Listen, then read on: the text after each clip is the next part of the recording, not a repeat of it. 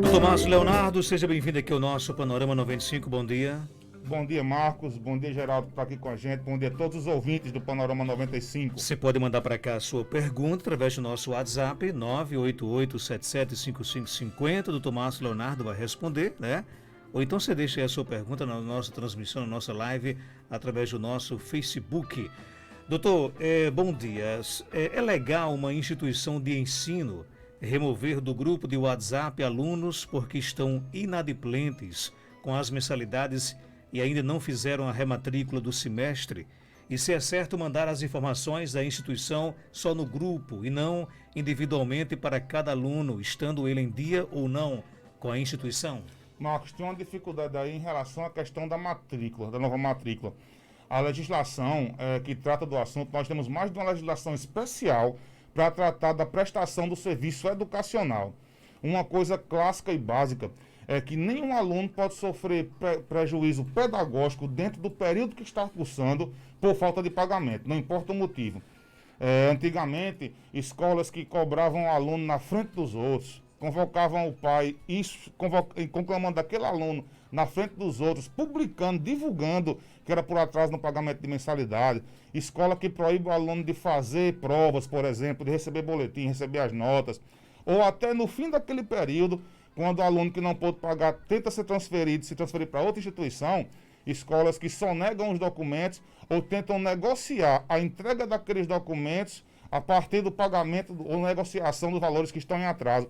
Isso é totalmente proibido. Uma escola, uma instituição educacional, ela tem todo o direito de cobrar o responsável pela dívida. Pode ser o pai, ou o responsável, o pai ou a mãe, responsável, ou então o próprio aluno, se for um curso superior, por exemplo. Então a escola pode negativar nome CPF, SPC, Serasa e outros cadastros que existem, pode entrar com ação de cobrança, pode entrar com ação de execução, pode mandar para o pai, para a mãe, para o responsável ou para o próprio aluno aquela cartinha de cobrança, certo? Vai pelo correio, pode solicitar sigilosamente uma reunião na instituição, ou seja, a escola dispõe, a instituição educacional, de todos os meios de cobrança que a lei permite. A lei não permite, de forma nenhuma, prejudicar o desenvolvimento pedagógico daquele aluno, certo? Ou seja, nesse caso da pergunta, há parcelas em atraso, existe também essa necessidade de participação do grupo, porque é nesse grupo do WhatsApp que são transmitidas informações e conteúdo pedagógico também, isso pode acontecer, prazos, etc., uma série de questões, mas a pergunta fala ainda da nova matrícula, certo? Uma coisa que a escola não é obrigada a fazer é aceitar a nova matrícula, a renovação da matrícula do aluno que está em dívida. Se for um período de um ano em escola inferior, onde aquele curso tem a duração do ano inteiro, o ano letivo, as faculdades geralmente são períodos de 6 meses, né? Então, sendo aquele curso de um ano ou até de 6 meses, no dia que o aluno ingressa, que ele faz a matrícula, deixando bem claro que a cobrança pela matrícula não é bem vista pelo direito, a escola que cobra a matrícula para reservar uma vaga tem que devolver o dinheiro daquela matrícula de alguma maneira, porque essa cobrança não é justificada pela legislação. Então o aluno entrou, ele foi matriculado, certo? Se ele não pagar uma mensalidade, se ele não pagar nenhuma mensalidade, a escola vai ter que suportar, a instituição, o cumprimento daquele ano letivo ou daquele período letivo integral até o fim, mas não será obrigado a renovar a matrícula. Então, quando existe a dívida e você chega na época de fazer a nova matrícula, a escola não é obrigada a aceitar. E no caso da pergunta, deixou-se evidente aí que já iniciou o período da nova matrícula, certo? Então, nesse caso aí, eu solicitaria de quem enviou a pergunta, nós sempre estamos divulgando aqui telefone, WhatsApp, e-mail, uma cópia do contrato ou até uma explicação melhor da situação. Porque se você já chegou naquela fase da matrícula e ela não foi renovada, a escola está no direito de não renovar e talvez pudesse, em tese, lhe retirar. Agora, desde que isso não cause prejuízo no período letivo anterior. Isso não pode acontecer de forma nenhuma. Aquele período para o qual o aluno está matriculado, pode ser um ano, pode ser o período ali de 6 meses, ele vai ter que cumprir de todo jeito e não vai poder sofrer nenhum prejuízo. Inclusive, no caso de transferência daquela instituição para outra, os documentos terão que ser entregues, a escola não pode negociar esse ponto e vão poder depois acionar até o responsável judicialmente, certo? Mas prejuízo ao conteúdo pedagógico não é permitido de forma nenhuma. É permitido não aceitar a renovação da matrícula. Doutor Márcio, paguei o emplacamento do meu carro. Como faço para receber o documento se o Detran está fechado? Corra algum risco caso seja parada pela federal? Corre. Olha, a maioria dos documentos do Detran aqui no estado do Rio Grande do Norte hoje são virtuais, certo? Então você vai estar, hoje, quem tá esperando a CNH, ou então quem pagou pelo documento do carro, licenciamento, você vai conseguir receber virtualmente esse documento. Ele não vai mais chegar, Marcos, aqui para frente, de forma nenhuma no papel. Ele vai chegar no seu celular. Existe legislação nesse sentido, certo, aqui do estado. Isso é um caminho do país inteiro, é um caminho do mundo, inclusive. Diminuir o uso do papel, o uso da tinta. Isso é uma questão ambiental, são protocolos universais que estão sendo seguidos, na verdade, certo? O mundo ele passa a ser digital. E isso é uma coisa que às vezes é ruim de ouvir para uma pessoa que... Tem gente que só tem um celular lanterninha no mundo hoje. Ah, Marcos, quanta gente eu recebi no PROCON, quantas pessoas da zona rural, pessoas mais humildes, inclusive, reclamando que pagam ali uma conta de telefone, uma conta de telefonia celular, incluindo serviços de internet, às vezes pagando valores caros num celular lanterninha que não tem acesso à internet, não tem conectividade. Então as pessoas não têm muito, quer queira, quer não, o Brasil, vou citar o caso do Brasil, é um país que exige de você conectividade, exige de você tecnologia, não lhe dá sequer educação. É um país que, por exemplo, está pretendendo aumentar impostos, tributar livros, dificultando o acesso do livro à população. Ou seja, é uma tapa na cara quando se exige de você conhecimento e desenvolvimento, inclusive esse virtual, certo? É uma complicação, mas a tendência do mundo é ser virtual. Então, muito breve, não vai existir mais o RG em papel. O CPF já não existe. O CPF hoje ele é um documento ideológico. Ele vai simplesmente constar o número ali no seu RG, às vezes em outros documentos, mas ele não existe mais no papel. Então, certidão de nascimento, o RG, certidões de casamento, até óbito, vai ser tudo virtual, tudo no celular. E você vai ter acesso a isso nos sistemas do governo, seja estaduais, municipais, alvarás de funcionamento serão virtuais. Mesma coisa é o que está acontecendo com o Detran. Então, está fechado. Já se iniciou um protocolo de reabertura. Duas unidades da Central Cidadã em Natal já abriram ontem, uma em Mossoró, certo? Era isso que estava previsto, funcionando só o Detran. Isso vai acontecer em Caicó também. Talvez primeiro com o Detran e os outros órgãos, não sei como será, já está em discussão, porque a pandemia, não esqueçam disso, não melhorou nada. A situação da Covid-19 do Brasil está se agravando. Vocês lembram de quando era chocante chegarmos aos 10 mil mortos? Amanhã teremos 110 mil mortos. Então não está diminuindo, não está melhorando, está difícil. Temos que buscar alguma reabertura porque vai estagnar o mundo, né? A gente não sabe quando isso vai melhorar, não sabe quando vai ter uma vacina eficaz. Mas enfim, voltando ao assunto da pergunta, procure, como a gente não sabe ainda hoje, quando será restabelecido o serviço do Detran aqui na cidade de Caicó. Todo o serviço virtual está disponível no site do Detran RN. Pode procurar o site do Detran RN, tem acesso, faça a leitura. Você vai saber, inclusive, como vai receber esse documento. Talvez, ainda que não houvesse pandemia, ele já não chegaria para o senhor, para a senhora, de forma física, em papel. Ele vai chegar para o seu celular. Você vai fazer cadastro do sistema e vai seguir as orientações. Então, a orientação básica é essa. Entre no site do Detran. Se na leitura do site você não conseguir compreender qual o procedimento a seguir, existe lá um Fale Conosco, um contato. Eu não sei hoje, devido à questão da pandemia e do trabalho remoto, mas às vezes em que eu tive contato com o Detran para ajudar algumas pessoas no PROCON, embora não fosse da alçada do meu órgão, mas às vezes que eu tive contato, tive respostas ali, às vezes, em poucos minutos. Então, faça isso. Procure o site, faça a abertura do site, busque a informação. Se achar complicado, Fale Conosco, talvez tenha um telefone.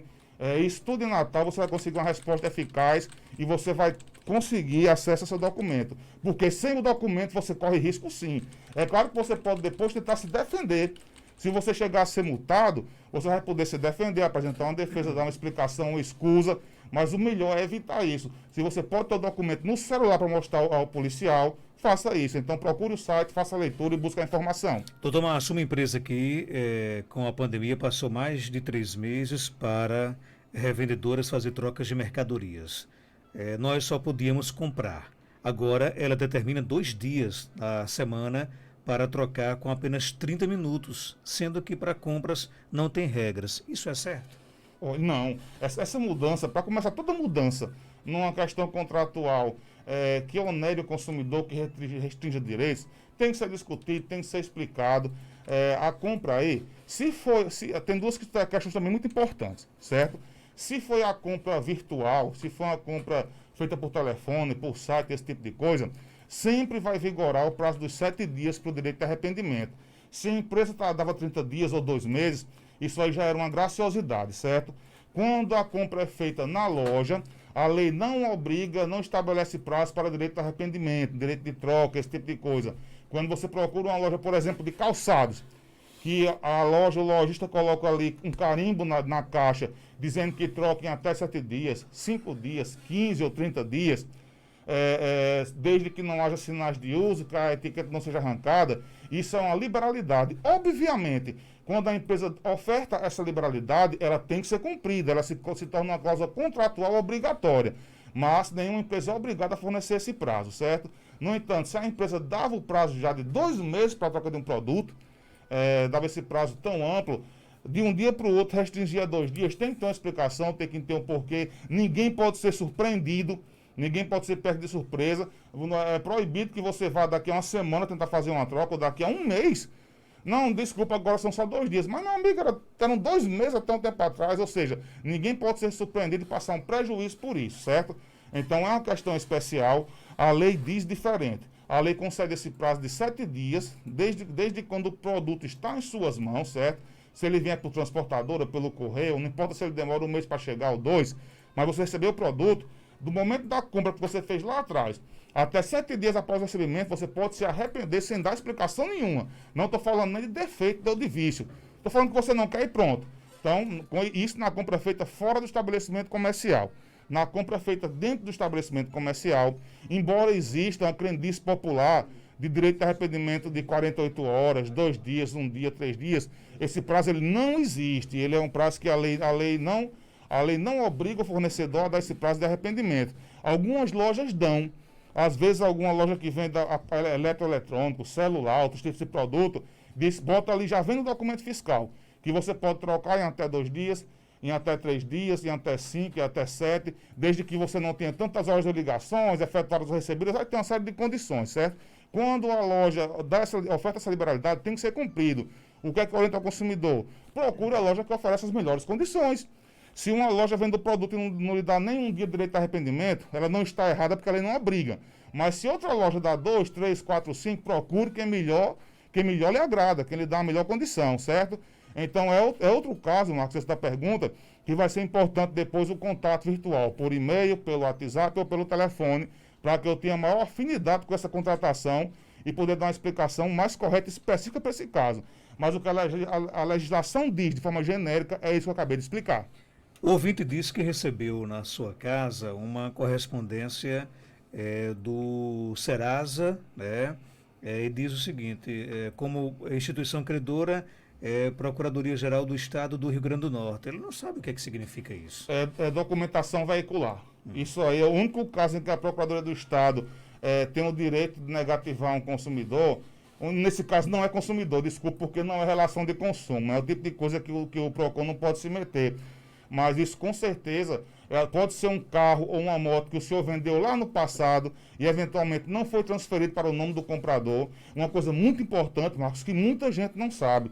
Quem vende um carro ou uma moto tem a obrigação legal de procurar o Detran para fazer a comunicação de venda. Muita gente vende e deixa para lá. Se daqui a 10 anos aparecer um rolo na sua vida, por exemplo, uma série de anuidades atrasadas, multas. No caso das multas, não. Se você provar que vendeu aquele veículo tal dia, se você tiver como provar, geralmente se vende de boca e fica por isso mesmo. Se você tiver como provar que vendeu hoje, as multas de trânsito que aparecerem para o futuro, você pode se livrar. Mas se você provar que vendeu hoje e daqui a 10 anos chega a negativação ou a cobrança desses documentos atrasados, você mesmo provando é obrigado por lei a pagar metade desse valor. Você não, a não ser que você resolva isso com quem comprou, mas o Estado vai ter o direito de lhe cobrar 50% desse valor, mesmo que você prove que já não era mais seu. Isso está na lei como uma punição para quem não faz a comunicação de venda. Muita gente não sabe disso, mas é obrigatório você comunicar a venda. Você comunicou a venda, independentemente do comprador transferir para o nome dele, você está livre. Isso é uma obrigação legal. Isso gera dados que podem ser usados por vários órgãos, inclusive pela Polícia Judiciária, no caso de um crime, onde aquele veículo tenha sido utilizado, o carro, moto, etc. Mas, enfim, essa cobrança aí são documentos veiculares atrasados. Isso é licenciamento, outros impostos de carro ou moto. Aí tem que pagar? Ele vai ter que procurar a procuradoria, saber de que veículo se trata, se ele vendeu mais de um. E se não pagar, no caso, vai para o SPC?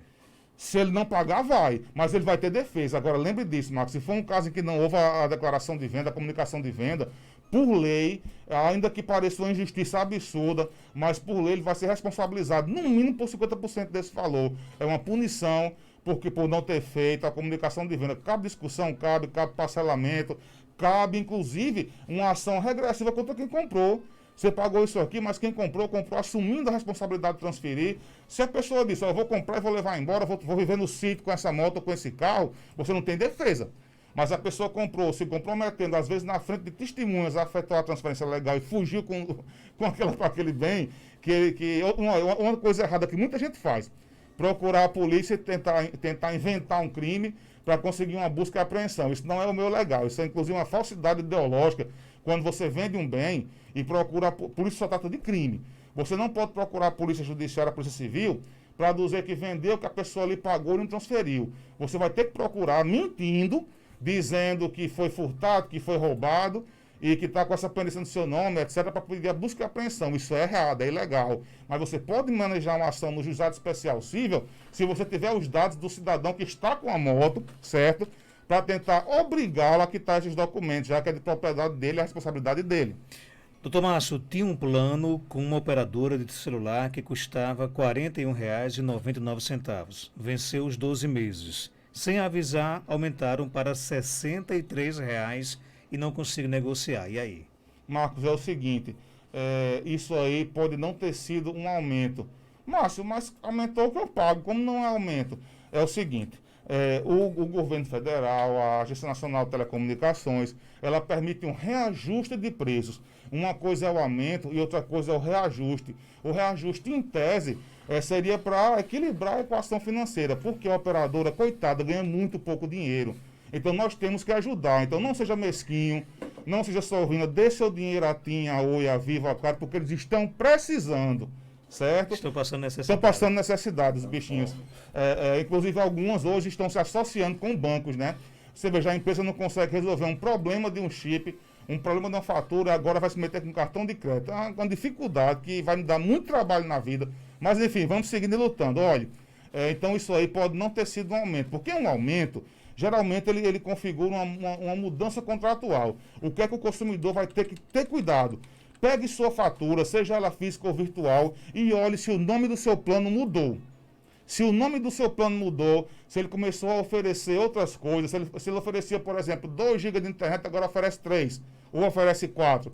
Se ele oferecia tantos minutos em ligações, agora oferece outros, mais ou menos. E o nome? Se ele era... você tinha um nome Ligue Grátis vezes 10, e agora tem lá Ligue Grátis vezes 20, isso é ilegal. Isso aí a lei não permite, porque houve uma mudança de contrato. Então, mudou a sua categoria contratual para outra mais onerosa. Em tese, nem para você pagar menos não podia, quanto mais pagar mais caro. Podia pagar menos ou pagar mais caro se não houve nenhuma alteração contratual. Por quê? Porque o governo permitiu um aumento de tantos por cento. Isso pode acontecer uma vez por ano. Então, se o seu contrato é o mesmo, se o plano é o mesmo e só aumentou o preço, isso pode ter sido essa alteração permitida, né, pela agência reguladora, pelo governo federal. Mas se houve mudança de plano, é ilegal, a gente pode acionar, inclusive, através do PROCON. Se foi a do governo federal, você não vai conseguir reduzir, porque aquele preço vai ser padrão para todos os consumidores quando atinge aquele certo período de uso. Mas você pode discutir um outro plano, um plano mais barato, se existir um plano mais ameno. Mas, olhe, eu não sou o rei da verdade, dono da verdade, mas tem muita chance, até pelo valor que alterou, tem muita chance de ter havido uma mudança contratual. Às vezes, numa ligação, às vezes você recebe aquele SMS, sem querer aperta no aceitar. E quando você liga para reclamar, você vai ouvir todo tipo de explicação e resposta absurda. Não é porque ninguém vai dizer que ele fez uma contratação ilegal. A empresa não vai dizer, não, que a gente gosta do seu dinheiro, a gente quer tomar de qualquer jeito. Não.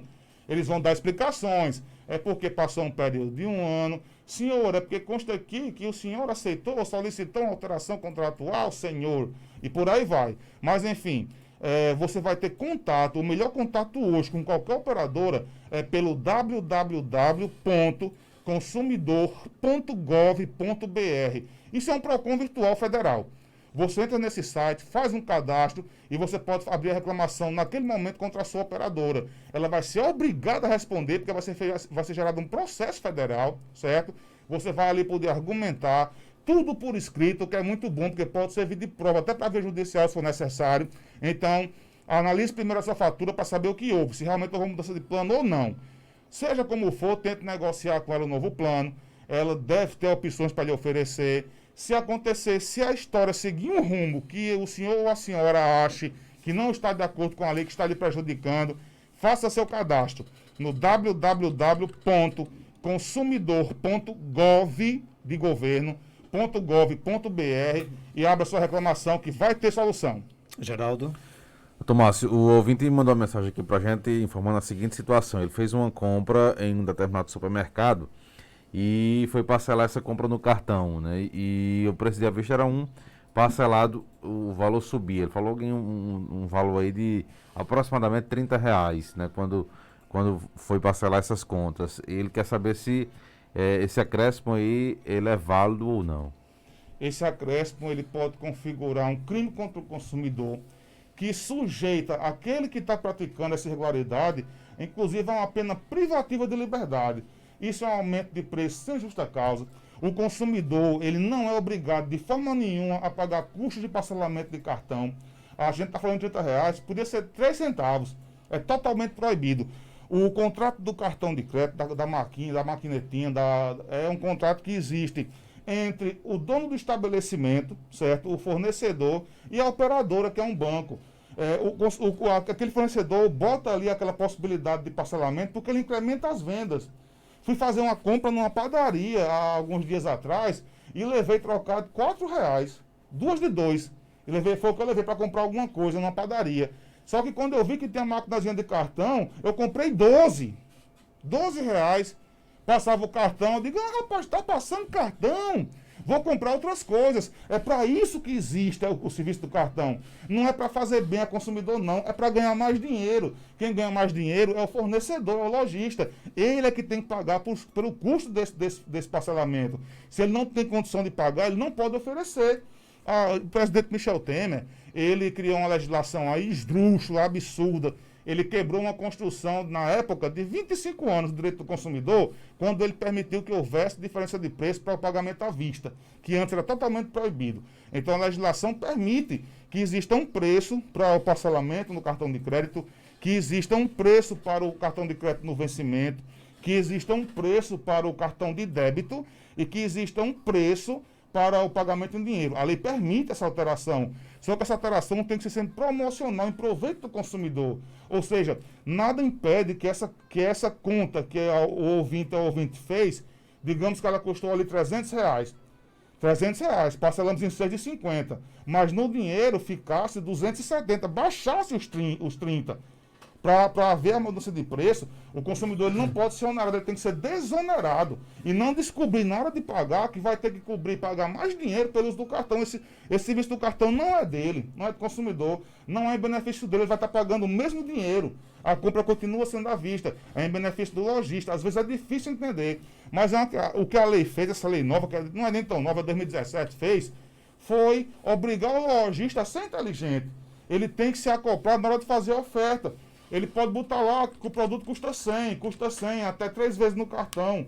Mas se for no dinheiro à vista, 10% de desconto. Márcio, já me perguntaram.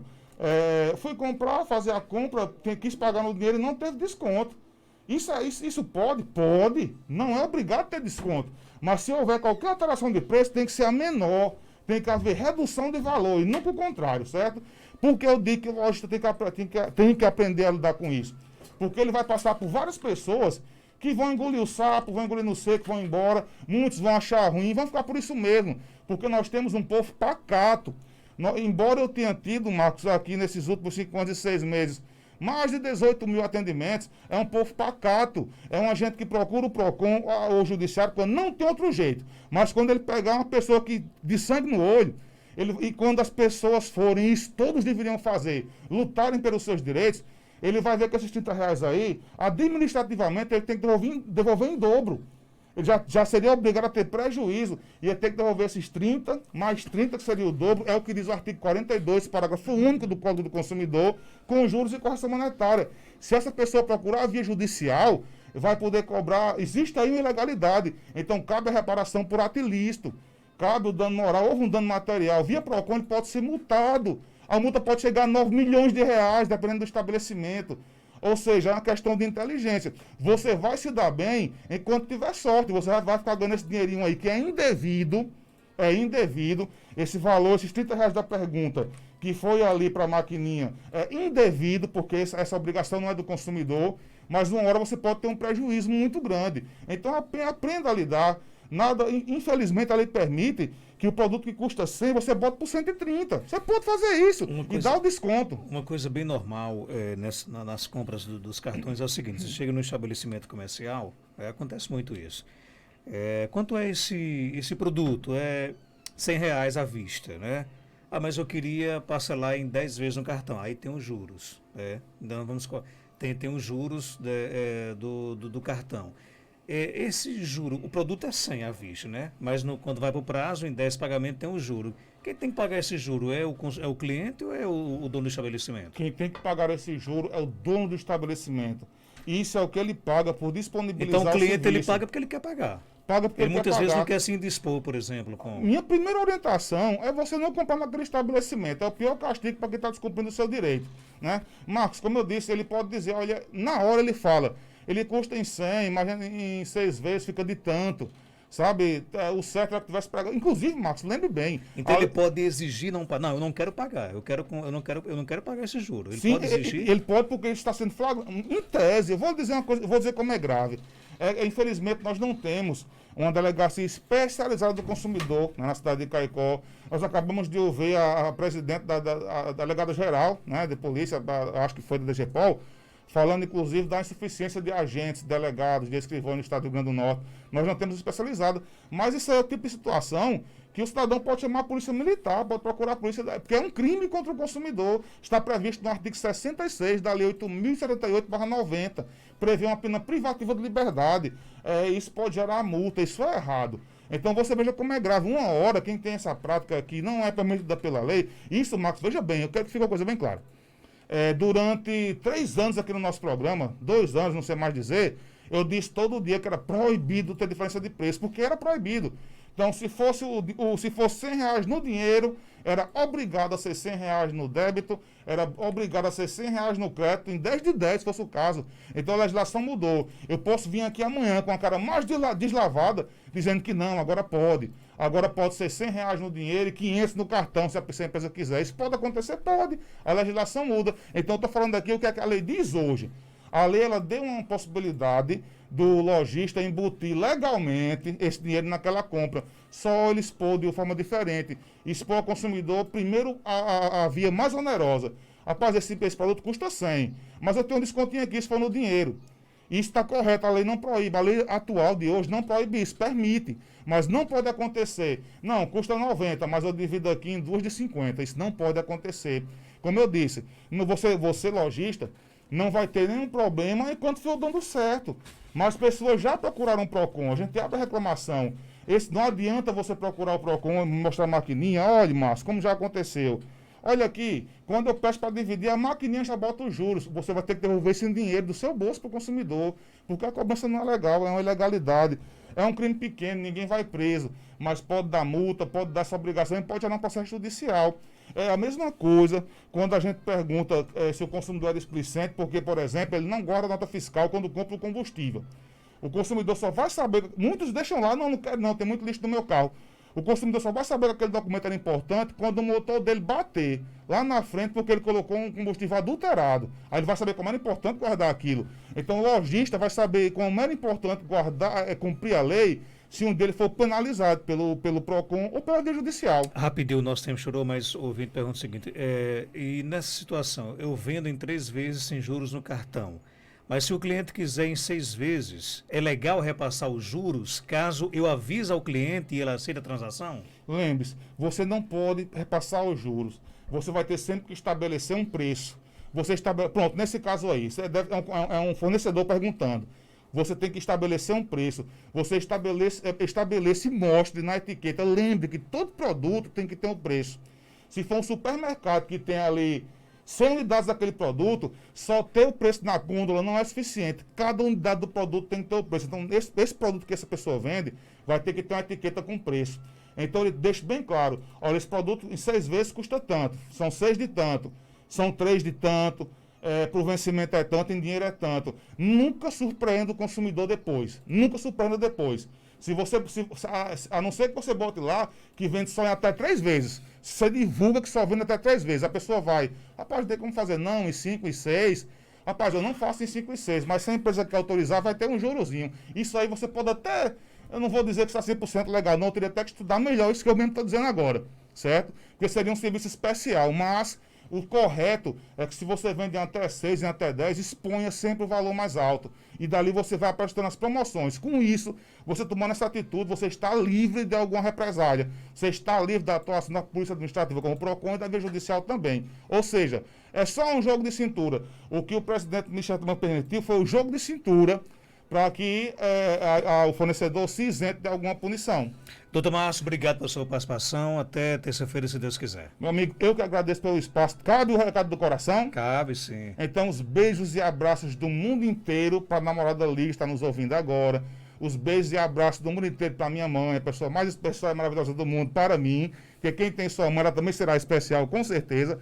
Então, todos os beijos e abraços do mundo, da mãe. Daqui a pouco eu encontro na sua casa. Obrigado pelas perguntas, sim, amigo. Sim, o Zap do consumidor. Ô, meu amigo, ia passando batido. Como é muito novo, eu ainda não decorei, né? Então, vamos começar pelo telefone, certo? Mas, olha, eu digo o telefone aqui em primeiro lugar, mas é para ser o último a ser utilizado, porque é congestionado. Não adianta não, é muito difícil. O telefone é o 99993 2969. Esse é o telefone comum. Esse aqui é só o WhatsApp. Só o WhatsApp. É o 99223 2261. 99223 2261. Tem o e-mail também, que é o ml.d@bol.com.br. Até a próxima terça-feira, meu amigo. Um abraço.